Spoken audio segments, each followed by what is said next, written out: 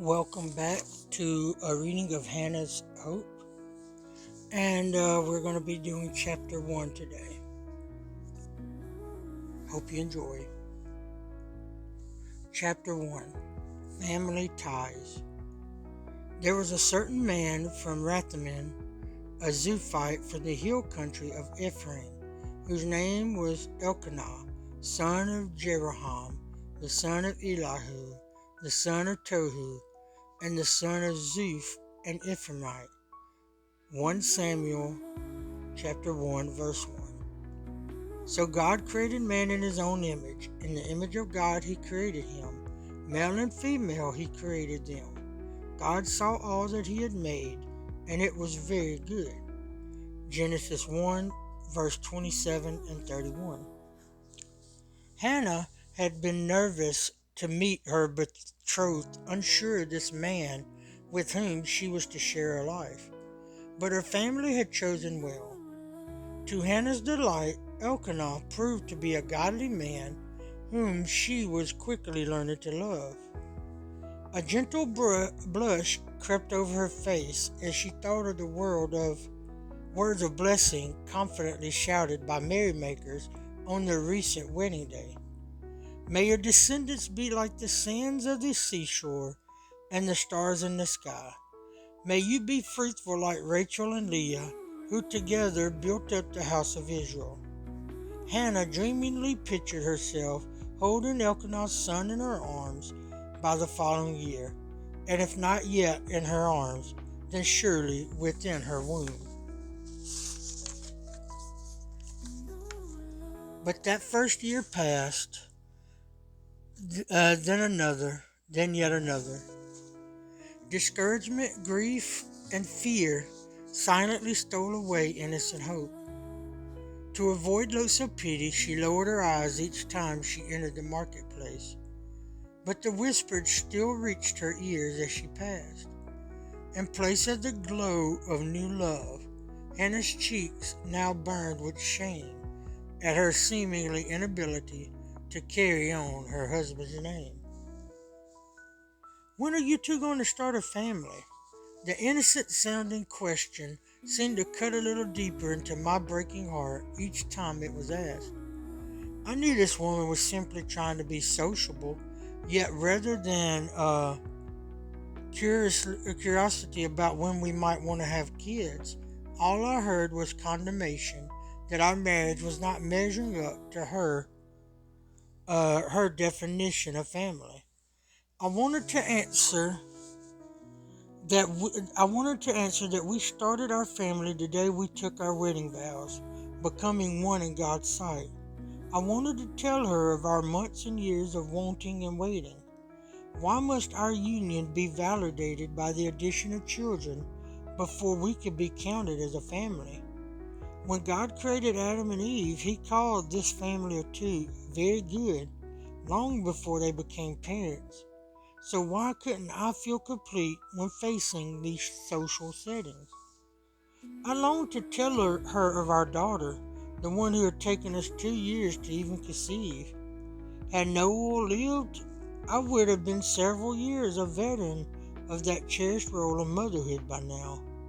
I wanted to explain about the children who had each carried away pieces of our hearts when they did not join our family through adoption as we'd hoped. Because I knew she was just making small talk, I chose not to allow her to glimpse the distress of my soul. I didn't want to see the stunned silence on her face, or worse yet, to hear another round of unsolicited advice about how we should just relax, go on vacation, or change our sexual technique. I didn't want another sarcastic offer of please, take my kids. They are such monsters, along with the admonition to be thankful for my freedom. Instead, I plastered a half-hearted smile on my face, gave a vague answer about someday, then quickly tried to mingle with the new group of partygoers in hopes of regaining my composure before being confronted by more of the same questions another half dozen times through the course of the evening. In the center of the room, a throng of women swarmed the newborn in attendance with their youthful mother. Pregnant bellies seemed to fill my vision in every direction. A group of dads stood nearby, proudly boasting of their son's recent sports victories. A co-worker's snapshot of his 3 kids circulated through the gathering. Overwhelmed by my crushed hopes, I blinked back tears, swallowed the hard knot in my throat, and went to find my husband. My throbbing head and waves of grief-induced nausea were the perfect excuse to go home early. Hope deferred makes the heart sick. Proverbs 13, verse 12. Any discussion of infertility is incomplete unless we explore the importance of how we define family. A family is the most basic group in which people have always lived, and it's one of the ways in which we define ourselves and see ourselves in the context of society around us. If we don't have a family, it's easy to feel lost or alone when surrounded by others who do. The Bible takes for granted the importance of families, with many pages spent recounting family histories and explaining who was related to whom. Hannah's story begins with a look at her husband's family history. According to the extensive table of nations found in 1 Chronicles, Elkanah was of the priestly line, as the Levites were granted no land of their own when Israel was divided between the 12 tribes of Israel. 1 Samuel explains that Elkanah's family made his home among the Ephraimites, the descendants of Joseph. Elkanah and his family specifically lived in Ramathaim. Later in the story, simply called Ramah, in chapter 13, we will discover the significance of this place.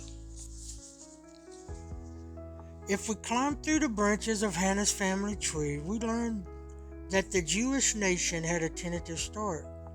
Infertility took center stage in God's account of history as the establishment and continuation of the Israelites seemed to be in question. Abraham was 100 years old and Sarah 90 when their child of promise was finally born. See Genesis 17, verse 17. Isaac in turn prayed for his barren wife, Rebekah, before God placed twins with her womb. See Genesis 25, verse 21. One of those boys, Jacob, also went on to taste fertility challenges. While he had 12 sons, only 2 came from his beloved wife, Rachel, who struggled through years of infertility, both primary, never giving live birth, and secondary, unable to conceive or carry the live birth after at least one prior successful pregnancy. I often wondered if Rachel's first son, Joseph, might also battle to become a father. The Bible records only 2 sons for him, something rare in an age without birth control, when a large family was a sign of prestige. When this beloved son of Jacob chose to name his second son Ephraim, he pronounced, "It is because God has made me fruitful in the land of my suffering." Genesis 41:52. I find it ironic that Hannah's story, perhaps the most famous infertility story in history, is staged in the hill country of Ephraim, the land of the twice fruitful. The Jews took to heart God's words about children being a blessing. Thus, they inferred that the lack of children could only be a sign of God's disfavor. Realizing that her ancestors had also known her pain, might have offered Hannah great comfort. But these same stories could have just as easily added to her burden of grief, as it became obvious to the world that God was not opening Hannah's womb as he ultimately had for her foremothers. Hannah's inability to bear a child made her a social outcast. Knowing her nation's history without seeing God answer her own pleas for a baby could well have been more discouraging than helpful. Having children was imperative to a woman in Hannah's time. Raising sons not only provided preservation of traditions and heritage, but also offered assurance and security in the event of widowhood. Without a child, there was little to no hope for a woman to be supported in her old age. Unless she was surrounded by her family, her culture gave no value to her life.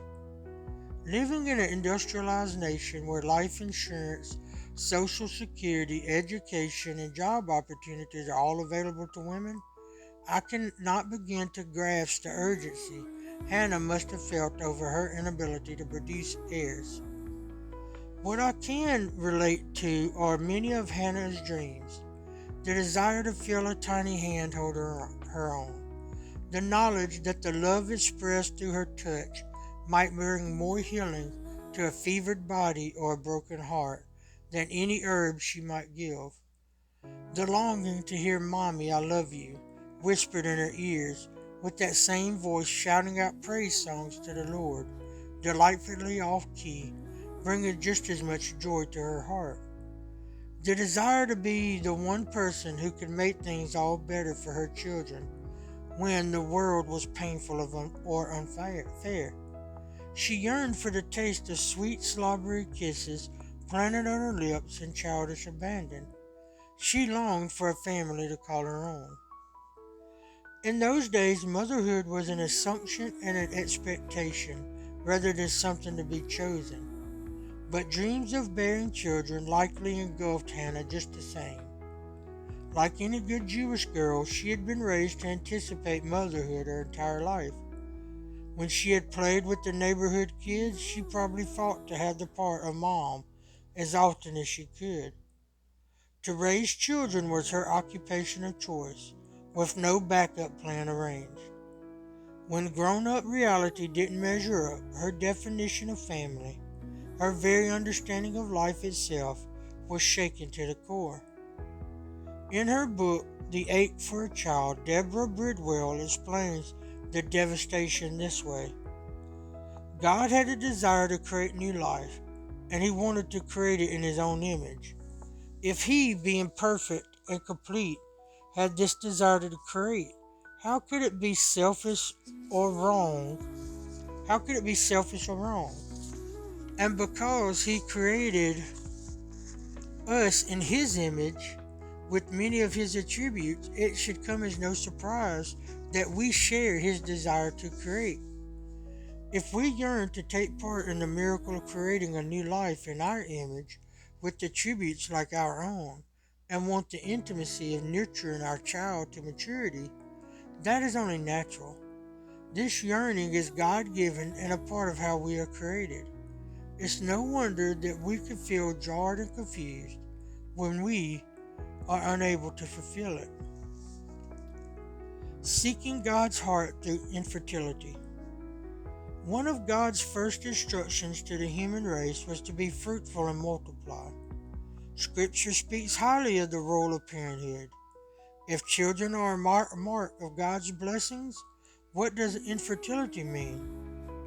Questions about families, growing our own or God's view of them, seem to mount much faster than answers. As we start this journey together through Hannah's life, striving to answer some of these piercing questions, I want to be brutally honest with you about the struggles through this deep, dark valley called infertility. While I want to be realistic, I fear painting such a bleak picture of fertility challenges that you will be left without hope. God can work great miracles, and I'm not just referring to the miracle of conception. If you are looking for assurance that God will give you a baby at the end of the journey, I'm sorry, but I cannot offer you that promise. While he may indeed plan to add after children to your life, I honestly do not believe that every couple seeking hard after God's heart is guaranteed a child. But God is a big God, big enough to heal every bitter, broken heart. A few months after my wonderful husband first planted the idea in my mind to write this book, a close friend gave me an intriguing challenge. Julie proposed that I read through the entire Bible, looking for every passage that could in any way directly or indirectly relate to infertility. It seemed an overwhelming task at first, but soon I started on an exciting adventure through scripture that would last 14 months. There were times when the study was very painful and hard to continue. So many passages were laced with generational records. I would pray, Lord, one of my greatest fears is that our family tree will stop growing here. I don't want to be an old stump cut off and cast away. The psalmist wrote, your wife will be like a fruitful vine within your house. Your sons will be like olive shoots around your table. Psalms 128, verse 3. Father, reading of your faithfulness to countless generations serves only to discourage me more. You were faithful to them. What about us? Will my husband ever have a fruitful wife? Will our family tree ever produce new shoots? These passages carefully explaining who begat whom, all the way back to Adam, are very painful for me. While the shock of infertility affects each woman in a unique way, I know I was the type of woman for whom this was especially difficult. Unlike many of my friends, my career goal had always been motherhood.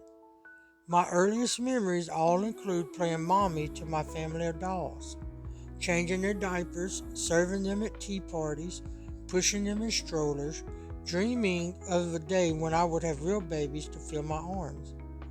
I adopted every stray puppy or kitten I could get my hands on, even dressing the cat in doll clothes to imagine myself one step closer to the reality of motherhood. I've since met many women whose pasts were different from mine. Some always thought of future motherhood as a given, yet had never focused on it until it was time.